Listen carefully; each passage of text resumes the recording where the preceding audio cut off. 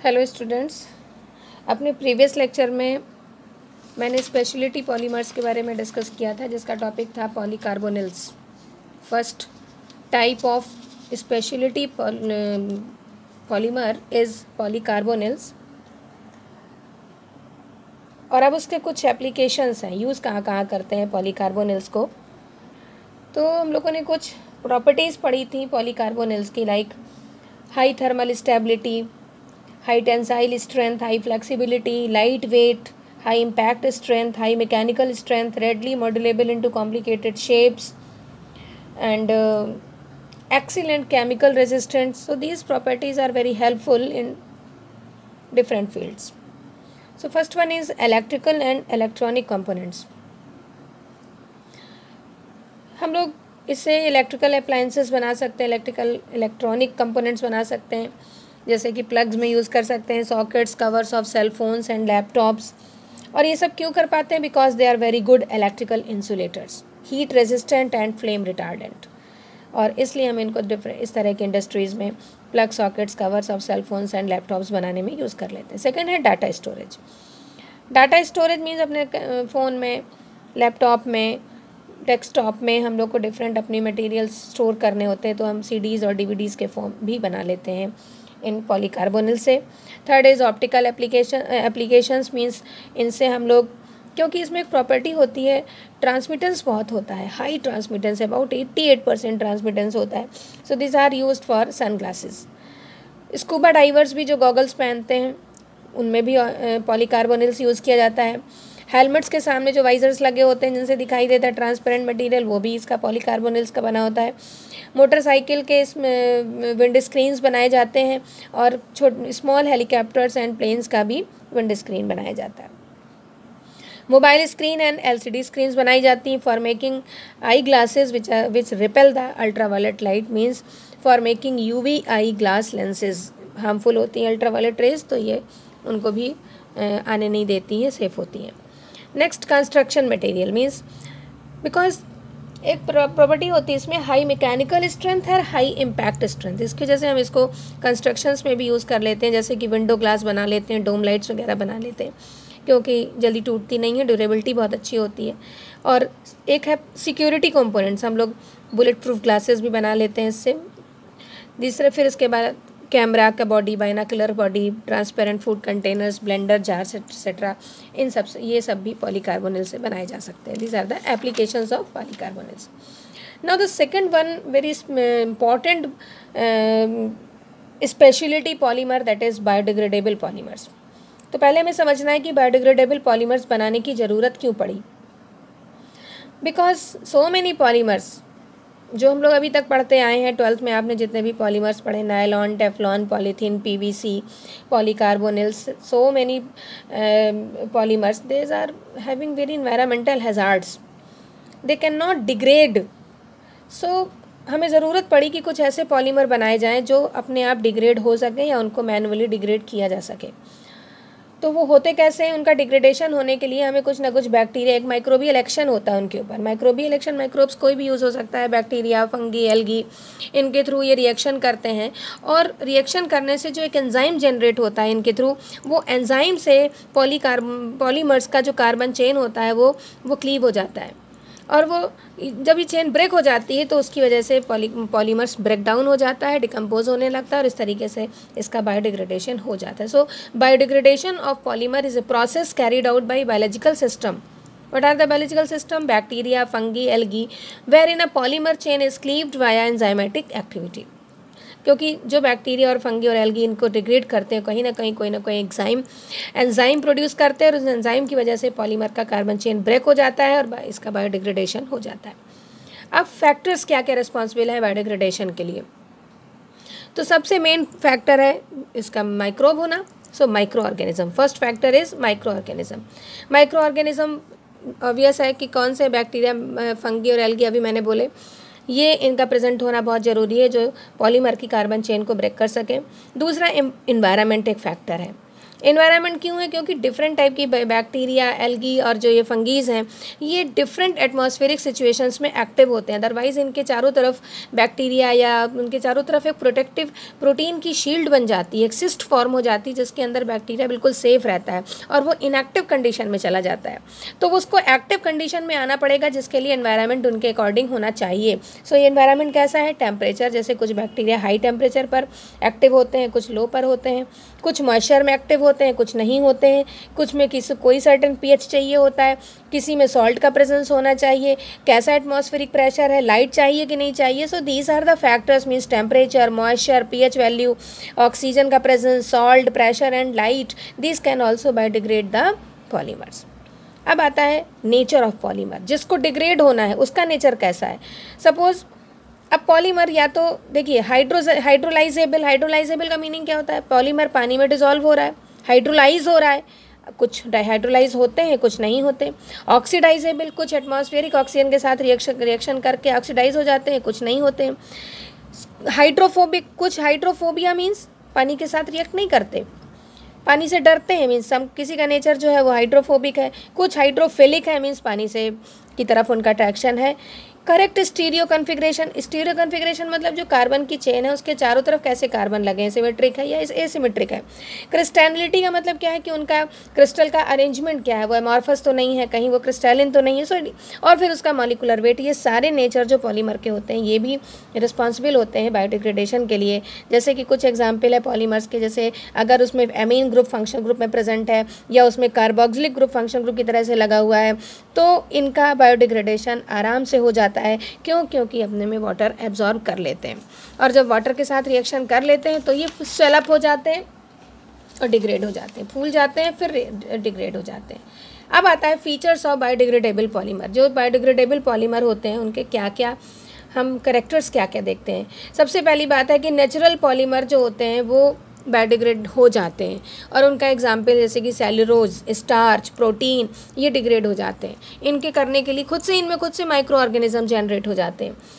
लेकिन synthetic polymer मतलब man made polymer जो हैं, अगर इनका मॉलिकुलर वेट मोर देन 500 है तो फिर ये बायोडिग्रेड नहीं हो पाते, नॉन बायोडिग्रेडेबल होते हैं। बायोडिग्रेडेबिलिटी डिपेंड करती है कि पॉलीमर में कौन से फंक्शनल ग्रुप प्रेजेंट हैं, फिर उनको किस ऑर्डर में हम अरेंज करें, मतलब कि कौन सा फंक्शन ग्रुप प्रेजेंट होगा तो इजीली बायोडिग्रेड हो जाएगा, कौन सा होगा तो उससे कम, फिर कौन सा होगा तो इससे कम। तो मैंने कुछ एग्जांपल दिए हैं। सबसे ज़्यादा बायोडिग्रेडेबल ईस्टर में होता है, उससे कम ईथर में होता है और सबसे कम एमाइड्स में होता है। अगर हम हाइड्रोफिलिक और हाइड्रोफोबिक में कंपेयर करना चाहें तो हाइड्रोफिलिक जो होते हैं वो जल्दी डिग्रेड हो जाते हैं जबकि हाइड्रोफोबिक नहीं होते हैं। अगर हम क्रिस्टलिन और एमॉर्फस में कंपेयर करना चाहें तो एमॉर्फस जो क्रिस्टल्स रखते हैं जो पॉलीमर्स, उनका बायोडिग्रेडेबल ईजी हो जाता है than crystalline. So these are the features of biodegradable polymers. Now the classification of biodegradable polymer. How many types of biodegradable polymers? So there are 3 types of biodegradable polymers. First one is natural biopolymers. Means I have told यहाँ पर natural जो nature में खुद से मिलते हैं। मैंने example बताया स्टार्च, प्रोटीन और सेलुलोज, ये सब जो होते हैं ये नेचुरल पॉलीमर्स हैं। इनको हमें डिग्रेड करने के लिए किसी एक्सटर्नल एजेंसी की ज़रूरत नहीं होती है, ये खुद से माइक्रो ऑर्गेनिज्म इनमें जनरेट हो जाते हैं और ये डिग्रेड हो जाते हैं। Second one is biosynthesis polymers. Biosynthesis मतलब इनमें हम इनको फर्मेंट कर सकते हैं। जब हम फर्मेंटेशन माइक्रो ऑर्गेनिज्म के थ्रू फर्मेंट करके जब हम बनाते हैं तो ये मिलते हैं। ये कम्प्लीटली नेचुरली अकरिंग नहीं होते हैं और इनके एग्जाम्पल हैं PHB and PHV, polyhydroxy butyrate PHB and polyhydroxy valerate PHV। And third one is synthetic biopolymer. ये कम्प्लीटली मैन मेड होते हैं, इनमें कोई भी नेचुरल मीन्स मटेरियल नहीं प्रेजेंट होता है लेकिन ये बायोडिग्रेड हो जाते हैं। और इसका एग्जांपल है पॉली कैप्रोलैक्टोन, इसका एक एग्जांपल है और भी बहुत सारे हैं, फिलहाल आपको यही देखना है। Now the application of biodegradable polymers. हम यूज़ कहाँ कहाँ करते हैं इनको, हम बनाए तो हैं लेकिन हमने इसको यूज़ कहाँ कहाँ किया। तो सबसे ज़्यादा यूज़ होता है फूड पैकेजिंग में। हम खाना पैक करते हैं क्योंकि जो आर्टिफिशियली सिंथेटिक पॉलीमर्स हैं ज़्यादातर उनमें खाना पैक करने से उनके साथ वो रिएक्शन कर लेते हैं और फिर खाने का या तो टेस्ट या उनका केमिकल प्रॉपर्टी चेंज हो जाती है जो कहीं ना कहीं हार्मफुल होती है। Used in control drug delivery, used as absorbable surgical implants.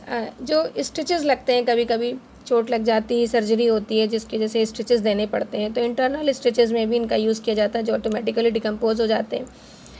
Used as absorbable skin grafts, मैंने ही बताया स्किन कहीं पर भी ग्राफ्टिंग करनी होती, जैसे कि सेल ट्रांसप्लांटेशन करना है, टिश्यू ट्रांसप्लांटेशन करना है, बोन प्लेस करनी, वहाँ पर भी हम इनका यूज़ करते हैं। और एग्रीकल्चर फील्ड में भी यूज़ किया जाता है, जैसे कि पेस्टिसाइड्स और फर्टिलाइज़र्स को कोट करके रखा जाता है, जिससे कि अपने आप डिग्रेड हो जाते हैं और ये हमारे लिए सेफ़ भी होता है। कमियाँ क्या हैं इसमें, लिमिटेशंस क्या हैं, बायोडिग्रेडेबल पॉलीमर कहाँ हमें अच्छा रिजल्ट नहीं देते हैं?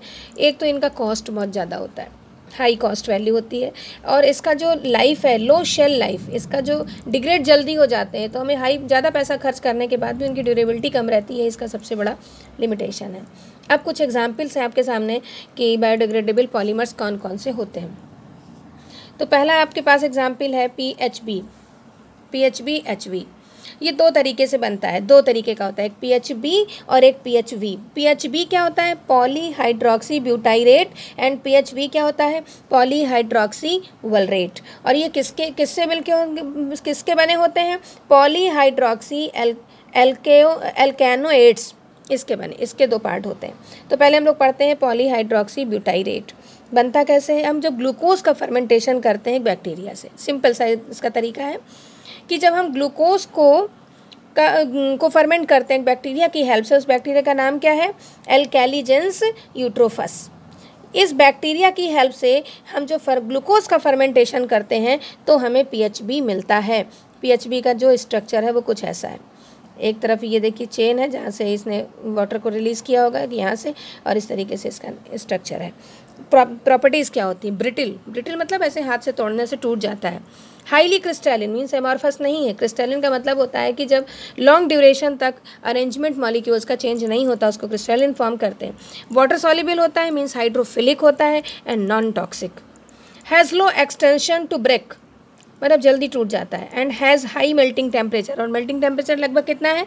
200 degree Celsius, and rapidly biodegradable, बहुत जल्दी डिकम्पोज हो जाता है, बहुत जल्दी डिग्रेड हो जाता है। Next type of polymer, biodegradable polymer is PHV, polyhydroxy valerate. Polyhydroxy valerate ये कैसे बनता है?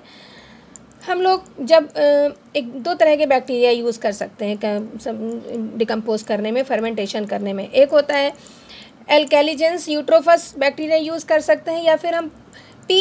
ओलियोवोरेंस बैक्टीरिया यूज़ कर सकते हैं। लेकिन दोनों बैक्टीरिया में से कौन सा बैक्टीरिया यूज़ होगा ये डिपेंड करता है उस कार्बन स्ट्रक्चर पर, कितना लंबा कार्बन चेन है, हम फर्मेंटेशन के टाइम कौन सा कार्बन यूज़ कर रहे हैं, हमें वो बैक्टीरिया चाहिए होगा, और इसका जो स्ट्रक्चर है वो कुछ ऐसा आता है। आप फ़र्क देख सकते हैं कि यहाँ पर C2H5 लगा है, एथिल ग्रुप लगा है, जबकि PHB में यहाँ पर मेथिल ग्रुप लगा हुआ था, बाकी सारा स्ट्रक्चर सेम है। अब अगला टाइप का बायोडिग्रेडेबल पॉलीमर है और उसका एग्जाम्पल है PHBV, polyhydroxy butyrate hydroxy valerate. Polyhydroxy butyrate hydroxy valerate यानी दोनों हमें इसमें चाहिए। इसका मतलब है ये कोपॉलीमर है। कोपॉलीमर का होता है मतलब कि जब दो डिफरेंट मोनोमर यूनिट्स आपस में जुड़ती हैं और एक पॉलीमर बनाती हैं, तो इसके जो दो इसकी यूनिट्स है मोनोमर यूनिट, एक है 3 हाइड्रोक्सी ब्यूटानोइक एसिड और दूसरा है 3 hydroxy pentanoic acid. 3 hydroxy pentanoic acid butanoic acid, and second one is 3 hydroxy pentanoic acid. 3 hydroxy pentanoic acid. अब इसको बनाते कैसे हैं? देखिए ये वाटर लॉस करेगा क्योंकि एक तरीके का ये कंडेंसेशन पॉलीमर है, लेकिन वाटर कहाँ से एलिमिनेट होगा? एक मोनोमर यूनिट का OH और दूसरे यूनिट का H। कहाँ का H? ये अल्कोहल ग्रुप का जो H है, हमें यहाँ से H नहीं निकालना है, यहाँ से H निकालना है। यानी ये चेन इस तरफ से मोल्ड होकर जुड़ेगी, यानी ये जो CH2CH3 है ये साइड चेन में जाएगा। आप देख सकते हैं इसका OH और इसका H पानी बनाकर वाटर लॉस के साथ निकलेगा। अब इस चेन में अब देखिए यहाँ का जो H है, जो इससे पहले ये 3 हाइड्रोक्सी पेंटानोइक एसिड की चेन होगी, इससे प्रीवियस चेन में जाकर ये OH के साथ एलिमिनेट होगा। इसका ये OH इसके आगे जो 3 हाइड्रोक्सी ब्यूटानोइक एसिड चेन होगी उसके साथ वाटर एलिमिनेट करेगा, और इस तरीके से चेन जुड़ते चली जाएगी। तो आप लिख सकते हैं यहाँ से, यहाँ पर ये O, फिर इस CH के साथ CH3 ये साइड चेन में आएगा, देखिए, फिर CH2, यहाँ पर सिर्फ CO बचा, और फिर इस कार्बन के साथ इस कार्बन को ज्वाइन करेंगे, इस कार्बन के साथ इस कार्बन को ज्वाइन करेंगे, और ये दोनों कार्बन देखिए साइड चेन में आएंगे। और इस तरीके से चेन बन जाएगी और ये होगा PHBV, polyhydroxy butyrate polyhydroxy valerate. 2 monomer unit से ज्वाइन होकर बना है, इसलिए कोपॉलीमर कहते हैं। वाटर लॉस करता है इसलिए इसको कंडेंसेशन पॉलीमर कहते हैं। अब इसकी प्रॉपर्टीज़ क्या है? This material is more difficult to process and decompose. ना इसको बनाना भी आसान नहीं है और इसका डिकम्पोजिशन भी आसान नहीं है। इसका डिकम्पोजिशन लगभग 200 डिग्री सेल्सियस पर होता है। On adding hydroxy valerate improves its property. अगर हम इसमें थोड़ा सा हाइड्रोक्सी वलरेट और मिला दें तो इसकी प्रॉपर्टीज़ चेंज हो जाती है। तो क्या क्या फ़ायदा मिलेगा हमें? इसका मेल्टिंग टेम्परेचर थोड़ा कम हो जाएगा, drop in melting temperature. Increased flexibility and toughness, इसका मजबूती बढ़ जाएगा, टफनेस बढ़ जाएगी, फ्लेक्सिबिलिटी अच्छी हो जाएगी। इंक्रीज्ड इम्पैक्ट स्ट्रेंथ, इसका इम्पैक्ट स्ट्रेंथ बढ़ जाएगा। Improved higher extension to break and very good resistance to oil and moisture. So this is all about biodegradable polymers. Tomorrow I will start new type of specialty polymer. Thank you.